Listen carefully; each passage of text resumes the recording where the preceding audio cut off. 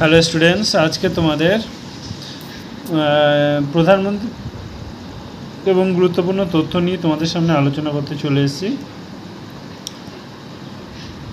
Hour study চ্যানেলে সবাইকে তোমাদের স্বাগত জানাচ্ছি।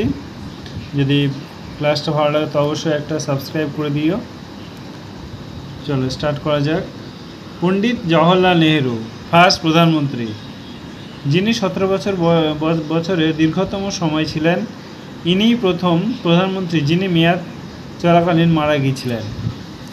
2 নম্বর হচ্ছে গুলজারলাল নন্দ, প্রথম ভারপ্রাপ্ত প্রধানমন্ত্রী।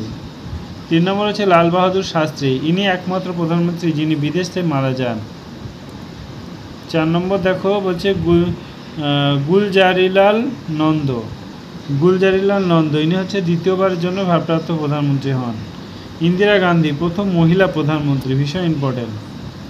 মোরারজি দেশাই প্রথম কংগ্রেস বহির্ভূত সরকারের প্রধান হিসাবে প্রধানমন্ত্রী হন।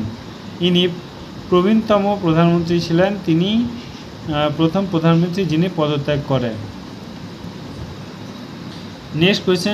নেক্সট প্রধানমন্ত্রী হচ্ছে চরণ সিং, একমাত্র প্রধানমন্ত্রী যিনি লোকসভায় অংশগ্রহণ করেননি।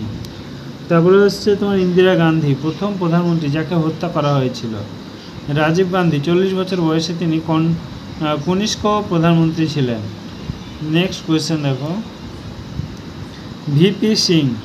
ভিপি সিং হচ্ছে প্রথম প্রধানমন্ত্রী যার বিরুদ্ধে অনাস্থা প্রস্তাব কোনো কনফারেন্সের মোশন।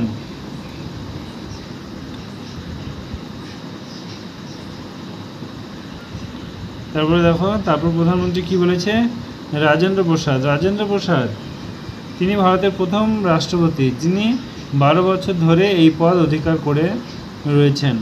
তারপরে আছে রাষ্ট্রপতির নাম, এগুলো রাষ্ট্রপতি এগুলো। তারপরে হচ্ছে ডক্টর এস রাধাকৃষ্ণন, এটা হচ্ছে প্রথম রাষ্ট্রপতি, ভারতের প্রথম রাষ্ট্রপতি ডক্টর এস রাধাকৃষ্ণন।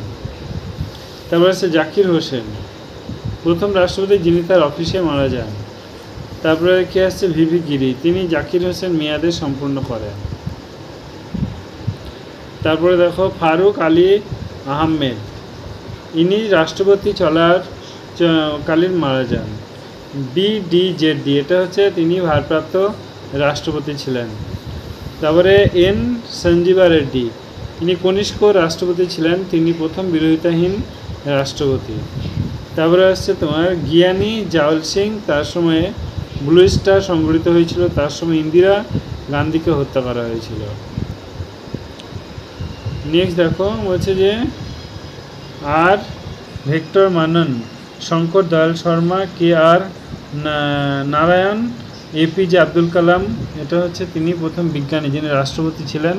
তার জন্মদিনকে রাষ্ট্রপুঞ্জ ছাত্র দিবস হিসেবে পালন করা হয়। এরপর আসছে প্রতিভা পাত্রী, ভারতবর্ষের প্রথম রাষ্ট্রপতি। তারপর আসছে প্রণব মুখার্জি, তারপর আসছে রামনাথ কোবিন্দ, বর্তমান রাষ্ট্রপতি। এখন বর্তমান না, এখন হচ্ছে তোমার দ্রৌপদী মুর্মু। যদি ক্লাসটা ভালো লাগে অবশ্যই একটা লাইক করে দিও। Thank you. আর সাবস্ক্রাইব করতে অবশ্যই ভুলো না।